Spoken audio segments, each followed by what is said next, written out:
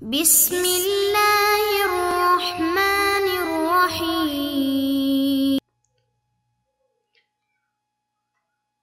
أعوذ بالله من الشيطان الرجيم. بسم الله الرحمن الرحيم. الحمد لله رب العالمين حمدا كثيرا كما هو أهله، وصلى الله على محمد وأهل بيته الطيبين الطاهرين. کتاب شرح باب ہدی اشر، سبق نمبر 26، فصل دوم، صفات ثبوتیہ اور خداوند عالم کی صفات میں سے دوسری صفت علم کے بارے میں گفتگو تھی. تو اس حوالے سے کہ خداوند عالم ہے، اس کی اس بات کے لیے دو وجہ اور دو راہ بیان ہوئے تھے، جن میں سے ہم ابھی دوسرے راہ کو پڑھ رہے ہیں. وَأَمَّا الْأَرْضِيَّةُ فَمَا يَظْهَرُ مِنْ حِكْمَةِ الْمُرَكَّبَاتِ الثَّلَاثِ وَالْأُمُورِ الْغَرِيبَةِ الْحَاصِلَةِ فِيهَا وَالْخَوَاصِ الْعَجِيبَةِ الْمُشْتَمِلَةِ عَلَيْهَا وَلَوْ لَمْ يَكُنْ إِلَّا فِي خَلْقِ الْإِنسَانِ لَكَفَى الْحِكْمَةِ الْمُودِيَةِ فِي إِنْشَائِهِ وترتیب خلقه وحواسه وما يترتب عليها من المنافع كما أشار إليه بقوله أولم يتفكروا في أنفسهم ما خلق الله السماوات والأرض وما بينهما إلا بالحق. گفتگو اس میں تھی کہ خداوند عالم نے افعال محکم و مستحکم انجام دیے ہیں، اور جو بھی افعال محکم و مستحکم کو انجام دے، اور جو بھی افعال محکم و پختہ انجام دے وہ عالم ہے. اس میں گفتگو تھی. تو پہلا مقدمہ وہ بیان ہو چکا تھا. اب دوسرے مقدمے میں کہ خداوند عالم کی جتنے بھی افعال ہیں وہ محکم و مستحکم ہیں.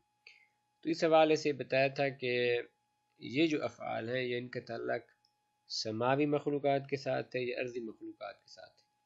سماوی مخلوقات کے حوالے سے کہ آسمان، چاند، ستارے، اس کے بارے میں گفتگو ہوئی تھی. اور جو ارضی مخلوقات ہیں، زمینی جو مخلوقات ہیں، تو ان میں عرض کیا تھا کہ مشہور معروف تین ہیں. کون کون سی؟ ان میں سے جمادات، نباتات اور حیوانات. مرکبات ثلاث، اس سے مراد کیا ہے؟ اس سے مراد جمادات، نباتات اور حیوانات. تو فرماتے اگر ان مرکبات ثلاث، ان مخلوقات میں جو حکمت ہے اس کی طرف اگر انسان نگاہ کرے، اور اس طرح وہ امور کے جو امور غریبہ ہیں کہ جن کے اندر حاصل ہیں اور ان کے اندر جو خواص موجود ہیں عجیب و غریب قسم کے، تو یہ سارے کے سارے خداوند عالم کے افعال متقن و مستحکم پہ دلالت کرتے ہیں. بطور مثال فرماتے اگر لو لم یکن الا فی خلق الانسان، اگر ہم صرف انسان کی خلقت کی طرف بھی نگاہ کریں تو یہی کافی. لکفى الحکمت المودیہ فی انشائہ، کہ انسان کی انشاء یعنی پیدائش میں جو حکمت رکھی گئی ہے، ترتیب خلقی ہی، اور انسان کی خلقت کی ترتیب اور اس کے حواس میں اور اس کے حواس کی ترتیب میں جو حکمت ہے وہی کافی ہے ہمارے لیے.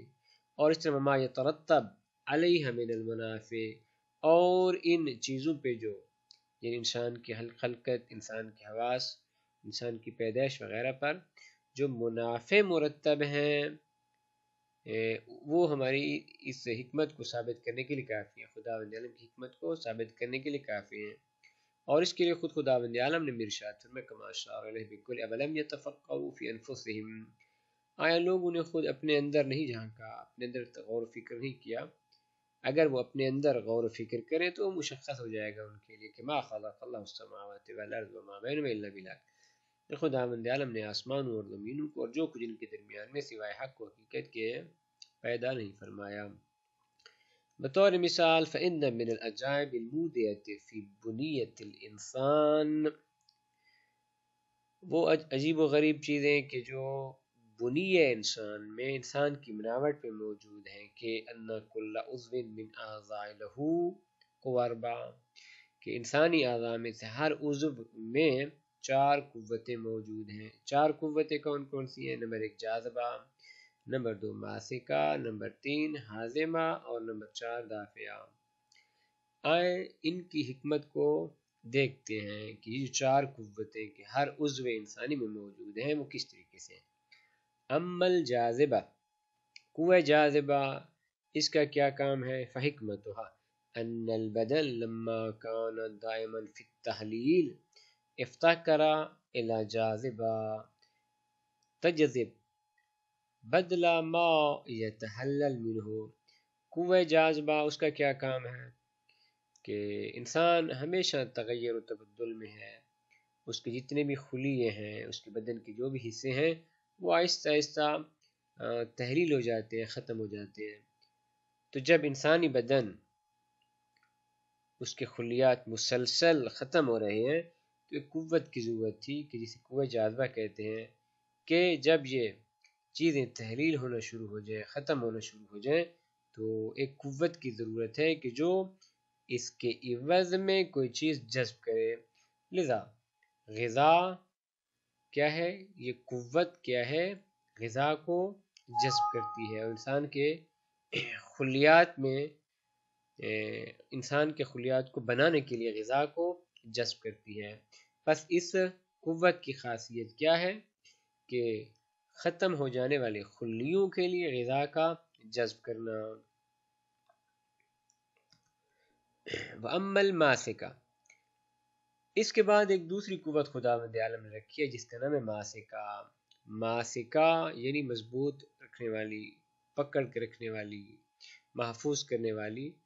وہ کس لیے رکھی گئی ہے؟ فَلِأَنَّ الْغِذَاءَ الْمَجْذُوبَ لَزِجٌ، کہ جو غذا جذب ہوتی ہے اور قوہ جاذبہ اس کو جذب کرتی ہے، اندر لے آتی ہے، لزج وہ لیزدار ہے۔ وَالْعُضْوُ أَيْضًا لَزِجٌ، اور جو بدن انسانی ہے وہ بھی لیزدار ہیں۔ لذا فَلَا بُدَّ لَهُ مِنْ إِمْسَاكِهِ مِنْ مَاسِكَةٍ، لذا تاکہ یہ غذا ختم نہ ہو جائے، اس سے لیزدار وہ بھی لیزدار ہے اور اس بھی لیزدار ہے، تو غذا اس پہ ٹھہری رہے، لذا قوہ ماسکہ کی ضرورت پڑ گئی۔ ماسکہ یعنی پکڑنے والی، محفوظ کرنے والی۔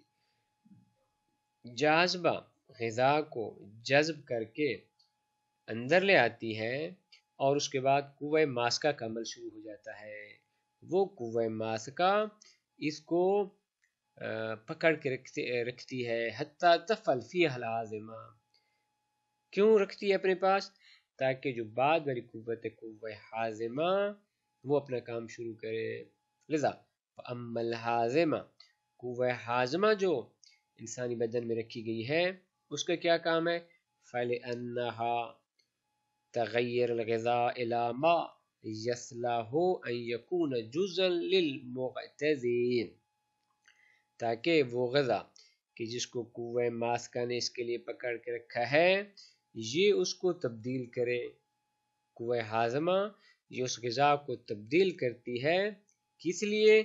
تاکہ وہ جو بعد والا خلیہ ہے اس کو بنایا جا سکے، تاکہ غذا کو تبدیل کرے ایک ایسی چیز کی طرف کہ جو اس مغتذی کی جز بن سکے۔ جو انسان غذا حاصل کر رہا ہے اس کا خلیہ بنانے میں قوہ ہاضمہ اپنا کام شروع کر دیتی ہے، اس میں چینج لے آتی ہے، تبدیلی لے آتی ہے۔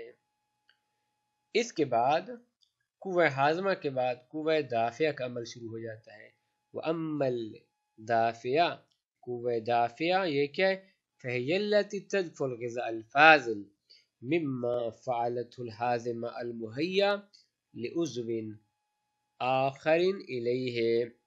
قوہ دافعہ اس کا کام کیا ہے کہ قوہ ہاضمہ نے جو غذا کو تبدیل کیا ہے تاکہ اس کے ذریعے خلیے کو بنایا جا سکے، تو اس غذا سے جو چیز فاضل بچ جاتی ہے تو قوہ دافعہ اس کو آگے بھیج دیتی ہے اس دوسرے عضو کو بنانے کے لیے، یا اسی طرح قوہ دافعہ وہ فاضل غذا کی جو اب کسی کام کی نہیں اس کو دفع کرتی ہے، دور کرتی ہے۔ لذا قوہ دافعہ اس کے دو کام ہیں، ایک کام تو یہ ہے کہ وہ غذا کہ جو فاضل اور بچ جاتی ہے اس کو بعد والے عضو کی طرف دفع کر دیتی ہے، بھیج دیتی ہے۔ اسی طرح وہ غذا کی جو فاضل ہو اور کسی کام کی نہ ہو اس کو بھی کیا ہے ان اعضاء کی طرف بھیج دیتی ہے کہ جن کے ذریعے وہ بصورت مدفوع خارج ہو جاتے ہیں۔ تو یہاں سے سمجھ میں آتا ہے کہ یہ جتنے بھی خداوند عالم کے کام ہیں یہ سارے کے سارے محکم ہیں اور متقن ہیں۔ یہاں تک جناب مصنف نے مقدمہ اولا کو ثابت کیا ہے، صغرا کو ثابت کیا ہے۔ اس کے بعد بیان ہے اس بات کا کہ جو بھی یہ افعال انجام دے وہ عالم ہوتا ہے۔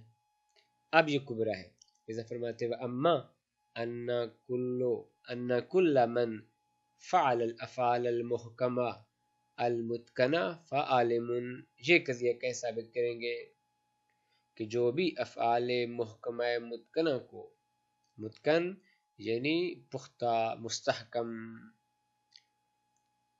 انجام دے فعالم وہ عالم ہوتا ہے۔ اس قضیہ کو کیسے ثابت کریں گے؟ فرماتے فہو بدیہٌ لمن